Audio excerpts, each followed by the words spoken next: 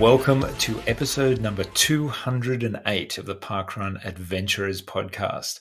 I'm coming to you from Melbourne once more, and it's Scott Watkins here, and I'm joined by the host of the podcast, Mel, coming to us from Queensland. Good day, Mel. Good day, Scott. And look, in light of the fact that it was streaky September and all the positive feedback we received for having you join me as co-host on the podcast last week, we thought we would do another streak of sorts and have you here at least for 2 weeks in a row. How exciting is that? Well, I'm very honoured to be back and back for your 201st hosting episode after helping celebrate the milestone last week. But yeah, it's great to be back. But I can't promise to streak any further than 2. Well, there's all sorts of streaking happening this month, so that's fine. That's fine. We'll see how we go.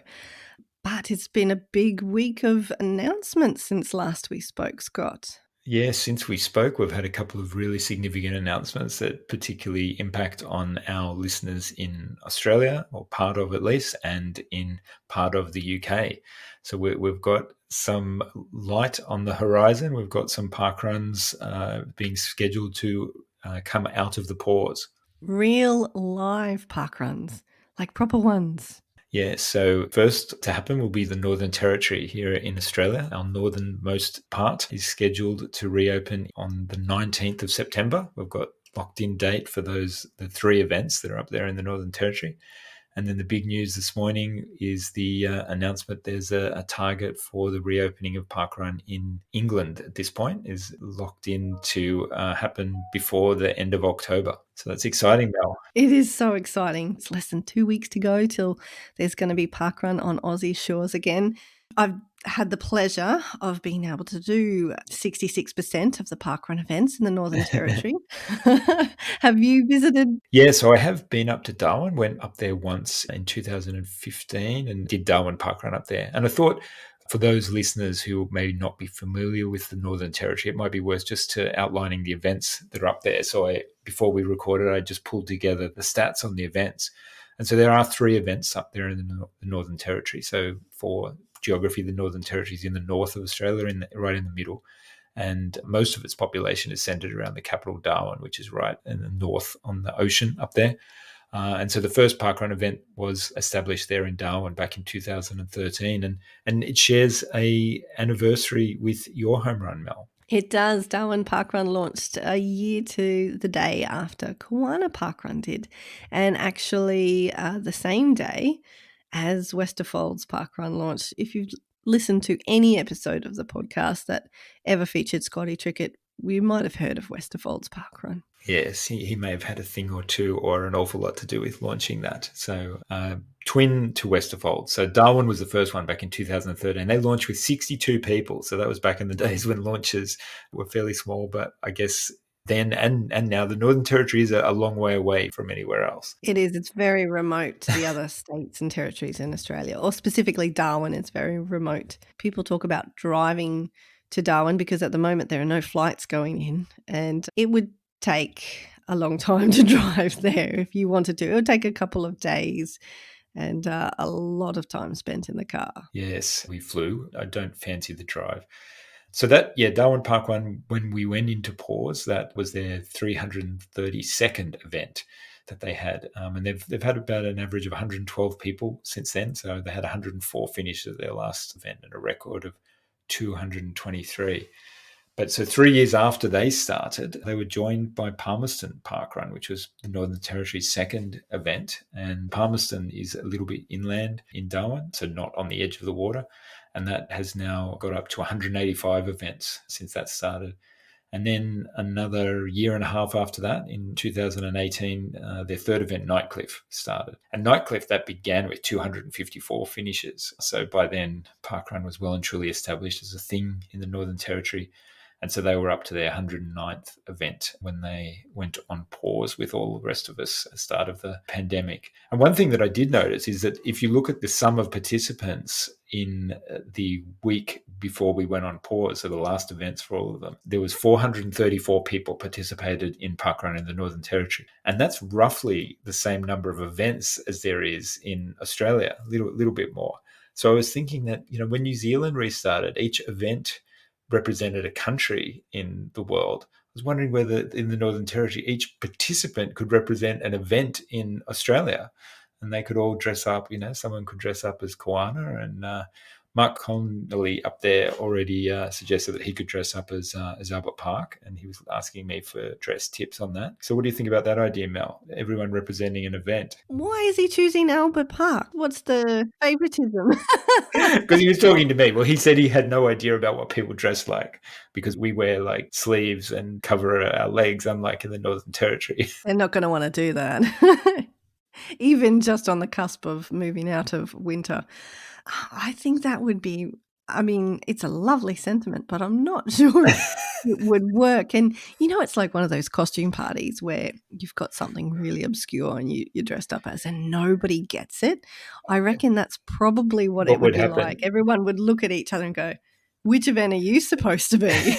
And then you would be just constantly the whole morning explaining why your costume is representative of Balyang Sanctuary Parkrun. True. There probably only are a handful of events in Australia that you could definitively identify by the way someone was dressed. I don't know. There's Coffs Harbour. If you came as a banana, people would probably get... Would they though? Those big things. See, North Sydney Parkrun, they could probably claim the Harbour Bridge because they run very close to that. So there's one. I'm struggling to think of any others. Yeah, I don't know of any that would be proper obvious. Even if they're trying to dress as themselves, how do you dress as Nightcliff or Palmerston or Darwin? Darwin, somebody could dress up as Charles Darwin, perhaps. Yeah, it's probably not the most workable idea. So maybe we'll let that one go. But tell me about your experience up there. You've done 2 of them. Did you do them on the same visit? No. I've been to the Territory twice, Northern Territory twice. The first time was to do Darwin Parkrun on my quest to complete the Peel Club, actually.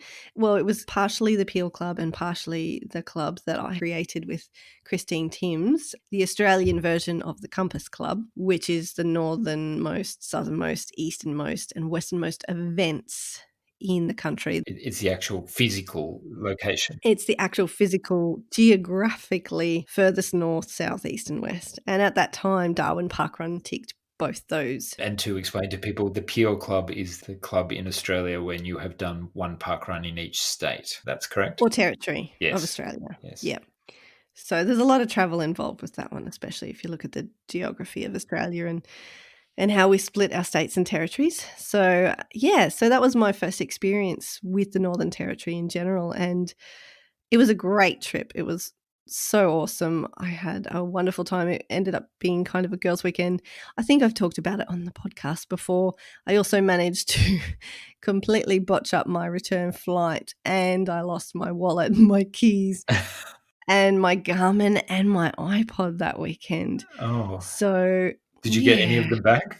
No, I got none of those things back. Oh. But I didn't realize that until I was at the airport, that I had lost the bag that those things were in. And also while I was at the airport, I realized I made the critical mistake of thinking that 1 a.m. Sunday morning was actually in the middle of the night on a Sunday and not in the middle of the night on a Saturday. So I showed myself and my friend Melissa, we showed up at the airport, at midnight on the Sunday night to catch a 1 a.m. flight that had actually left 23 hours earlier. I've been there. Yeah, so that was an expensive mistake to make. Yeah. But how was the parkrun experience though? Well, the whole weekend was amazing. Even those mistakes happening right at the end were not enough to tarnish just the amazing weekend that we had, exploring the town and seeing the sights, and the parkrun, which was awesome and incredibly sweaty. Yes. And I'm so glad we chose to do it in June, because I thought, okay, if I'm ever going to Darwin, it's going to be in June, which is winter, because I keep getting told that running parkrun up there is like running with a wet towel on your shoulders for 5 kilometres. And that's a pretty accurate description. So if you do ever head to the Northern Territory, I'd recommend going in the middle of winter.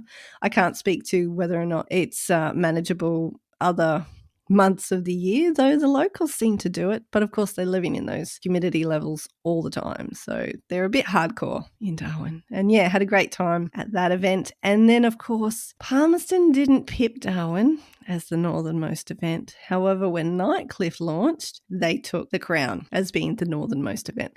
So, of course, I had to go back, didn't I? So how long after launch did you go back and do Nightcliff? Oh, now you're asking me questions. I might have to just go, hold on for a second while I Google my run results. So I visited Darwin in 2014 in July. That's the dry season up there. So again, for people that aren't familiar, it's drier in the middle of the year when it's their winter. And yeah, the in-between times, in between seasons, and particularly a little bit later than that is when things can get quite humid. But my recollection of Darwin was, it was similar in that it was incredibly hot at 7 a.m. start, but still it was a very warm and sweaty experience, but incredibly welcoming. And, we had a great time. And it was significant for us in that Joanne had been out of park running for a little while and she restarted up there. So that was really, really great. And yeah, we were able to do it not quite a year after it started. So it was still very early days. But the rest of our trip was great as well. Have you identified when it was that you made it back up Just there? found it. Nice stalling there, Scott. It was actually quite interesting. We did Nightcliff on the 26th of May, 2018, which was the same year it launched. So we were up there about 3 months later. Okay. So the Nightcliff course, is it very close to the beach? Can you see the beach from it? Yeah, well, you're up on cliffs, funnily enough. Okay. For part of it. So you can see the water, and there is sort of a section where you can actually walk onto the sand. There's one of those handy signs that says beware of the crocodiles. Mhm. Yet another Australian animal that will kill you. We didn't see any, of course. Did you go to Crocosaurus Cove when you were in Darwin? The first time, yes. Yeah, not the second time. The second time we actually traveled a bit further afield and went into some natural watering holes and things like that, which I never thought I would do. I was always thinking, no, I'm not one of those stupid tourists who's going to go and just go swimming in some water hole in the Northern Territory where they have crocodiles and stuff.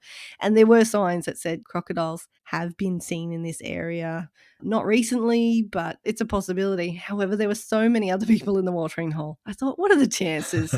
We're all making such a noise and a mess and a fuss and splashing around and things like that. Surely if there's going to be a crocodile, it's going to eat somebody else before it takes a chunk out of me. So, and survived the experience. It was beautiful, really refreshing though. That was great fun. But also, yeah, the event, like you said, it was a very warm welcome. So it's warm in temperature, but it was warm in every sense of the word because everybody is so welcoming. And we met up with Mark Connolly, who you mentioned before, who is a Parkrun Australia event ambassador, but also just an all-around good guy. He was the event director, Darwin Parkrun.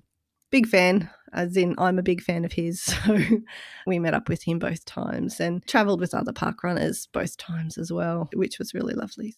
Yeah, nothing but fond memories of the Northern Territory and cannot wait to get back at some point in the future to do Palmerston Parkrun and return to my Territorian status because I had it. I had it for a little while. I still hold statesperson status in California, which I'm quite happy because there's still only 2 events there and I've done both of them. So, yeah, I'm quite pleased with that. Given the fact that you've travelled from Australia, I think that's actually quite a big deal. So well done you, Scott. Thank you. I've never been anywhere near any other things. I'm actually not a very good tourist within Australia. Those who know me, there's events very close to my house that I've never been to, but yeah, I've been to two in California. So, but we sort of diverted there. But the Northern Territory, I think, for people that have never visited and a large number of Australians that have never visited, it is an amazing place to go. And travel is still a bit limited at the moment. But if you do get the chance, there's some incredible things. The times that I've spent in Darwin have been amazing. It's actually a very vibrant, incredibly multicultural place. It wasn't exactly what I expected. I thought it was going to be a lot sleepier and maybe a bit less diverse than what it was, but it's incredibly diverse. And I think a lot of really interesting things happening there in the arts community and a lot of different sort of initiatives trying to sort of grow Indigenous owned businesses, doing things really differently to support local people in Darwin and in the greater Northern Territory. And yeah, I had another trip once with some friends where we did a an awesome hike through Kakadu, and we went out into these places that only a couple of hundred people a year go through, and camped under the stars and swam in water holes, and saw a rock art that was like 10,000 years old. Incredible. Just seeing things that, nobody really knows where they're there. There's no fences or paths or anything like that. And just an amazing experience. And it's one of the few places in the world that you can get a long, long way away from anybody else. So if you get the chance, the territory's great, and there's 3 park runs, and they'll all be operating again from the 19th of September. Do you think that they'll crack a record up there, Mel? What's your feeling? It's hard to know, really, isn't it? I would have to have a look at the numbers. When you were talking about the launch numbers that Nightcliff had with 254 finishes, I'd be interested actually to check whether or not anyone was at Palmerston or Darwin parkruns that weekend, because I would say just the excitement, there would have been a massive contingent of parkrunners travelling across from those other events, because they are all relatively close together Yeah. in the scheme of things. So, but yeah, who knows? It's anybody's guess, really, isn't it? Certainly excited on their behalf and looking forward to hearing all about it. And you know what? I think I might get up and do my not park run at 7 a.m. that day, just so I can feel like I'm running with the other Aussie park runners that morning. Yeah. Although, wait a minute, Northern Territory, aren't they half an hour behind us? Oh, here we go. I'm going to have to figure out the clocks. Yeah, they are half an hour No, behind. they might be half an hour. No, they're not half an hour ahead. They're behind. Yeah, this is welcome to Australia again for our listeners outside time zones.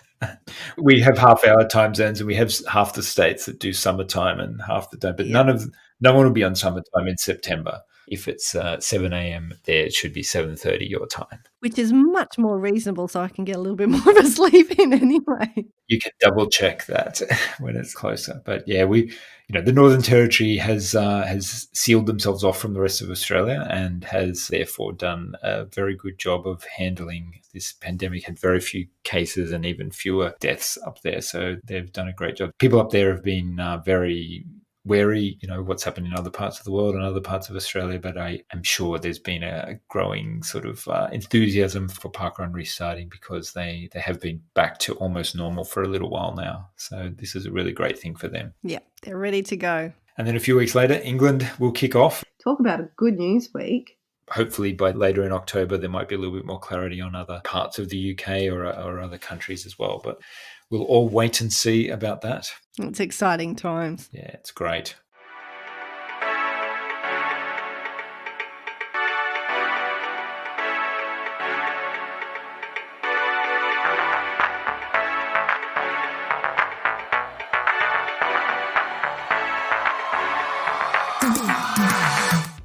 So from talking about what's coming in the future to talking about what's happened in our immediate past, the last few days, Mel, for me, have been dominated by Streaky September, which we introduced last week.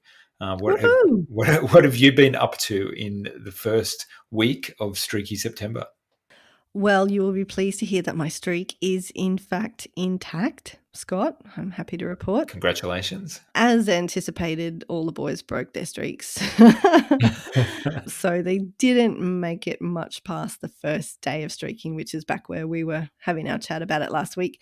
The dogs actually maintained their streak for the first 3 days. They outlasted the small boys. Adam is still on the streak wagon, which is very cool. He's clocking up a lot more kilometres than me, actually. I'm sort of definitely maintaining at least my minimum 2, and sometimes up to maybe 2.5K, but I've only done one actual 5K activity, and that was my not park run, which I almost missed as a result of family time on Father's Day, but I still got out there and I did it in the end. Was it late at night or afternoon? No, I don't actually feel comfortable running after dark without one of my dogs, and the older of my 2 dogs, who's actually the tougher looking of the 2, even though he's just a big bear, he's 14 now, and he's having a lot of trouble seeing with depth perception at night time, and also hearing things. So while he might look fierce and menacing, it's actually not very kind.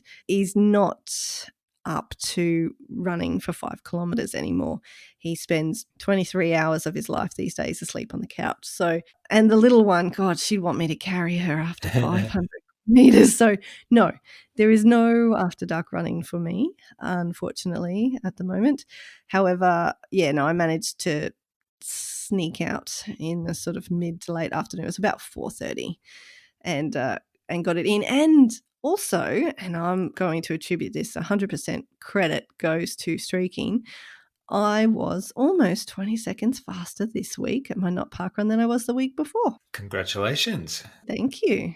I mean, it's no 20-minute 5K or anything like that, but it was not. I think as you spoke about a few weeks ago if you just incremental increases, it sets you up for setting a lot more not parkrun PBs. Exactly. Let's keep with that line of thinking. Yeah, you don't want to slice too much off each time. No, no, but you said it's been dominating your last week, Scott. Tell me more. Yeah, absolutely. So I think I said last week that I've sort of been looking around for a little bit of motivation, and this is done. So I've clocked up a few longer runs for filling my hour. We're still, as we discussed last week, we've still just got an hour out that we're allowed outside. So I've filled that up 3 times, and had a couple of walks. So I've done some by myself, some with my lovely wife. Both of us got a bit busy yesterday and had to actually squeeze one in at 7:10 at night. So we just did a blocky, sort of taking on what you'd suggested. So we did a 2-kilometre blocky here in South Melbourne, and managed to get back home before our curfew of 8 p.m. We were very obedient. And then today, really, really nice thing, which shows that some nice things can still happen even when there's a lot of restrictions, in that I just ran down the road near Middle Park Beach, and I was running along, and I saw a friend of mine, Ben, and he was just coming out of his street.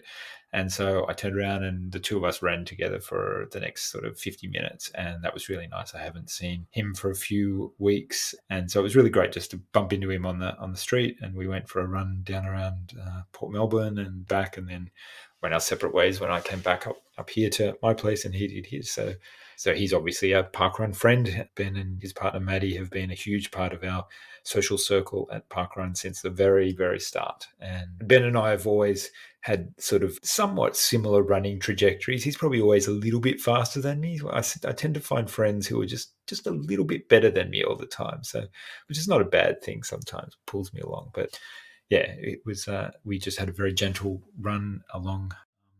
I haven't done any of the challenges yet. I was actually, Well, that was it. That was one, Scott. It doesn't matter if it was inadvertent. That was with a friend. yeah. Congratulations. Well, thank you. Thank you. I did hark back to our conversation the other day about not trying to do them all in one go. So I think when I was out on Saturday or Sunday, I thought, I could do a heart in this. But then I thought, no, hang on, I'll plan something a little bit more inventive. Maybe when we've got a little bit more time towards the end of the month, we'll hopefully have a little bit less restrictions, a little bit more time outside. So I might save some of them till then. What about you? Have you sort of clearly done any of the challenges yet? Not premeditated. Technically, I do the DFYB every time because I've got my barcode on my shoelace. So it's always with me. And I've done quite a few of my streaks listening to podcasts, so I could tick that one off. But I feel like it's almost cheating if it's not an intentional, all right, today is challenge day. I'm going to go out and I'm going to complete this one of the Streaky Bingo challenges. And I'll admit a couple of times I've been out and thinking, this would have been a perfect day to do this challenge. Case in point, we had a really rainy, wet, miserable day on Saturday, and it was so cold, and I was not really wanting to get out, but I made myself obviously get out and do it. Just And to then when give I was out there, I sorry, thought, just to pause you, to give our listeners sort of context, really cold is like 20 degrees or something.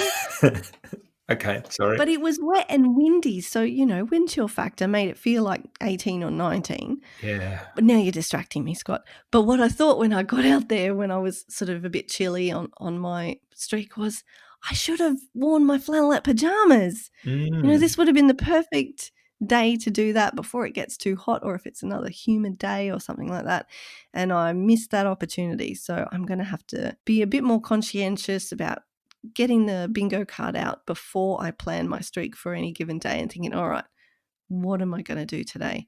And while I was out there today, I was thinking about the Streaky Strava heart as well. And you've got me thinking about doing doing a heart that is accurate to what a real heart is. Anatomically correct. Yeah. Yes, that's the kind of heart. And now I need to get out an old, high school biology book or Google it or something like that and have a look at what it's gonna look like, and then get a street map out and see if I can try and get creative with Are your streets close enough together? Do you have grid sort of like where you could potentially do it? not grids as such, but there should be enough streets that maybe I could. I don't know. I'm not really going to be able to tell until I literally get the street map out and look at a picture of a heart at the same time and decide whether or not it's doable. Otherwise, you will just find me at the oval across the street, the cricket oval, just doing the In the tiny little middle, heart, which yeah. will probably look like a bit of a smudge because it's so small in scale that it's not going to be picked up on GPS, and I'll just think I'm running around in circles or something. But You've given me an idea there because I hadn't really thought that through. But the Melbourne CBD, which is a proper grid for people who don't know Melbourne, it's a proper grid. So all the streets are parallel and perpendicular. That is within my 5 kilometre range. So I could, run up and down Swanson Street, Collins Street, and map out there if I've got the time to plan it. in the heart of I Melbourne. could, yeah. The symbolism there would be enormous, wouldn't it? Yeah. The beating heart of the city. Yep. You know, And the literalism too. yes. Yeah. I think leave it with me. Later in the month when I've got 2 hours, I think the pressure's a bit tight to get it done in an hour.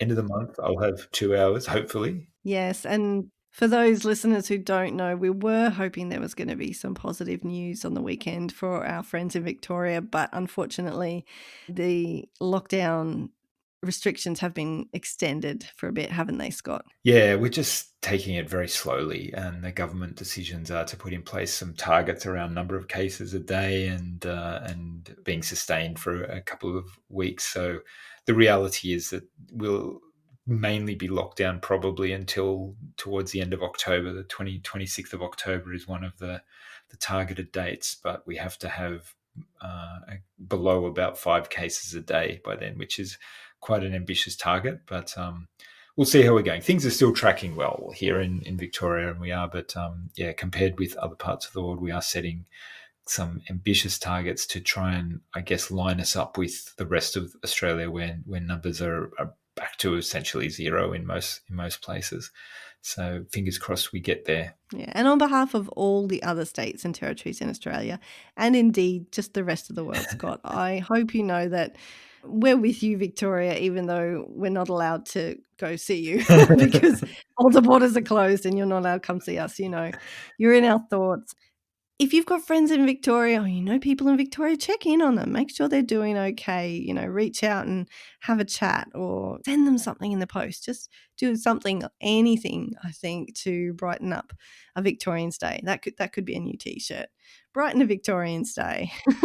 Actually, there's a pun in there because, Brighton is a suburb of Victoria. So there you go. That's probably worth its weight in gold.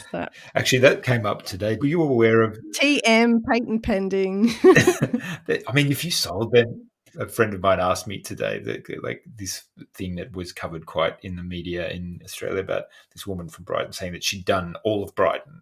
She was getting sick of walking around there. So yeah, one of my friends commented on my Strava tonight saying, "Have I done all of South Melbourne yet?" And I haven't actually. So I've still got plenty of places I can go. Good to know. Thank you for your kind words there about Victoria. And I think, there's definitely a sense that most people around Australia do recognise that we are sort of taking one for the team here, and that, it's in the whole country's interest that we align ourselves with the rest of the country so that we can normalise travel within the country and then hopefully outside as well. Yeah, I think people do recognise that, and we have really appreciated that acknowledgement from the rest of the country. Now, bringing it back to some happier thoughts, I do want to stress that when it comes to the Streaky Strava heart, you do not have to sit down with the Refidex or Google Maps and plan out something that's going to take a couple of hours for you to achieve.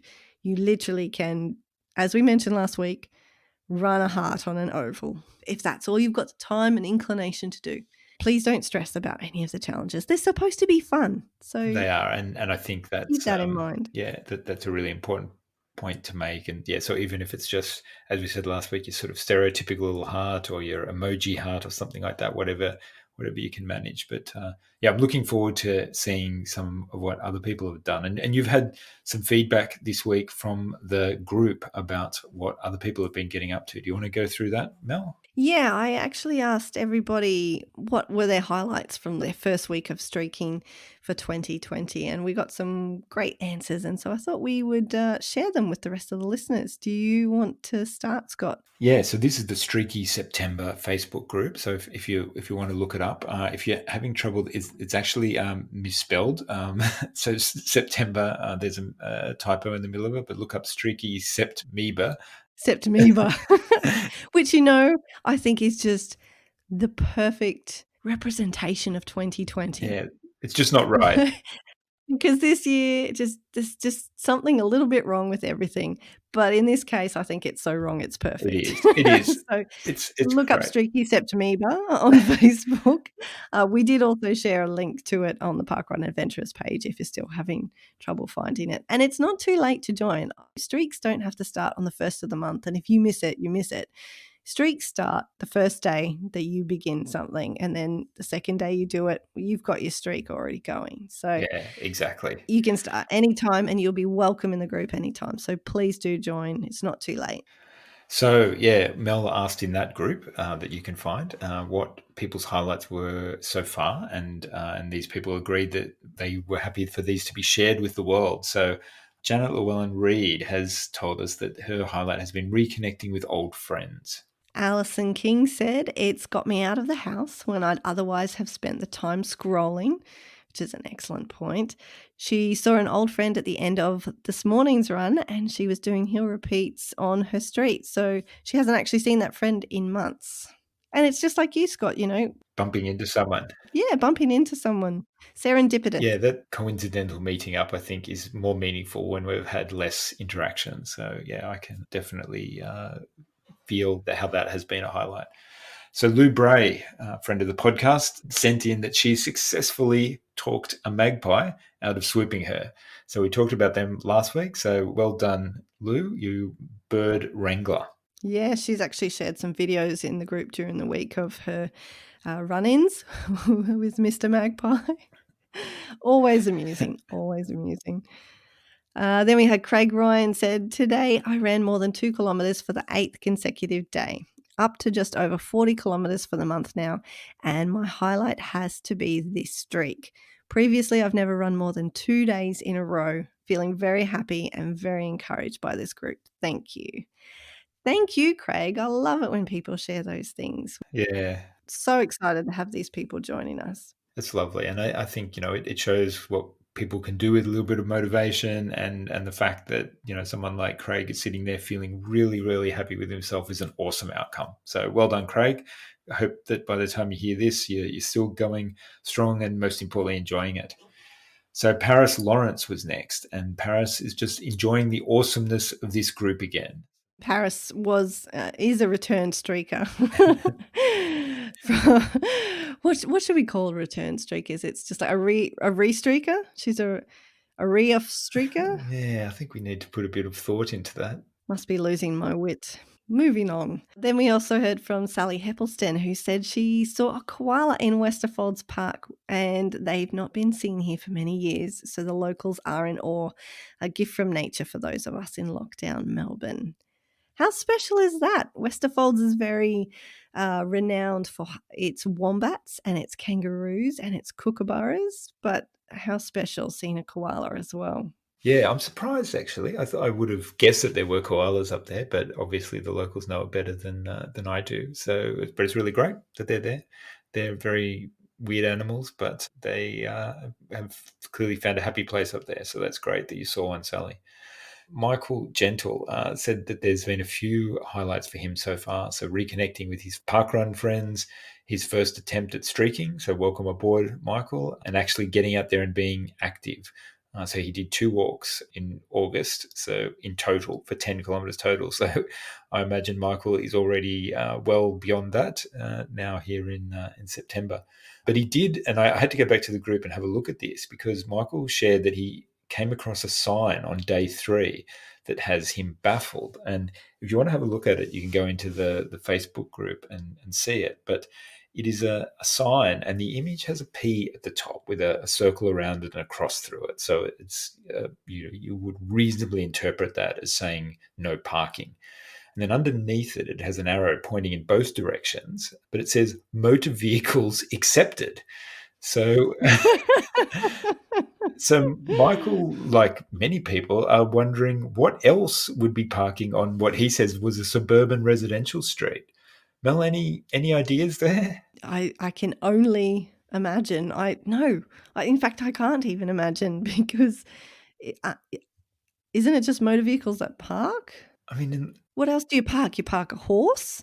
I mean, a unless it horse is really was going to be a problem. because if it was something like motorcycles, perhaps I think it would say motorcycles park here, not.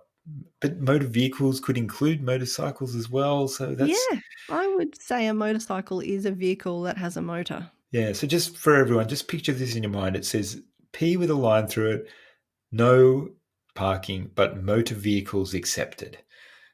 If anyone can explain that, do write in to the podcast, either make a comment on the Facebook post, because that is a very, very strange one. Yeah. Also qualifies for the Sign Me Up challenge on the Streaky Bingo card. So tick that one off, Michael. You're doing good. Absolutely. We also heard from Birgit Rainbird, who said her highlight has been getting Casey Hyde involved and hopefully helping during Melbourne lockdown in a very small way. It's awesome to get other parkrun friends involved.